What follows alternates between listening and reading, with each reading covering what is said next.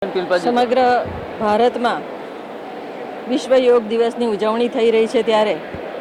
આજે 21મી જૂનના નર્મદા જિલ્લાના રાજપીપળા ખાતે પણ જિલ્લા કક્ષાના વિશ્વ યોગ દિવસની ઉજવણીના ભાગરૂપે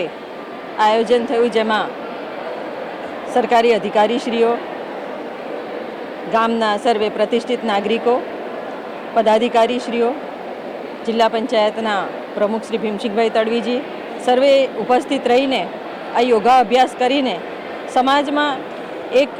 સારો મેસેજ જાય અને સમાજના લોકો પણ આ યોગા અભ્યાસ સાથે જોડાય અને એમના જીવનને સંતુલિત કરવા માટે યોગ એ આજની પદ્ધતિ નથી, પરંતુ યુગોથી ચાલી આવતી ભારત વર્ષની આ એક પ્રણાલી છે, ભારત વર્ષની આ એક પરંપરા છે કે જેમાં ઋષિ મુનિઓ દ્વારા યોગ અભ્યાસ કરીને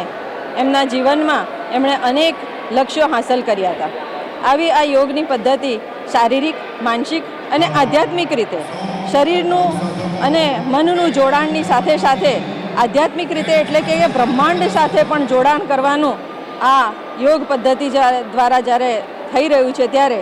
એની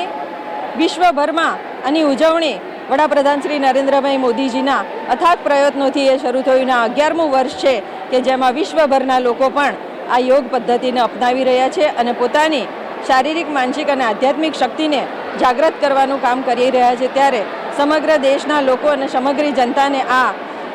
યોગ દિવસ નિમિત્તે ખૂબ ખૂબ શુભકામનાઓ પાઠવું છું અને એમનું જીવન સારું રહે, સુખી રહે, તંદુરસ્ત રહે એવી શુભકામનાઓ પણ પાઠવું છું.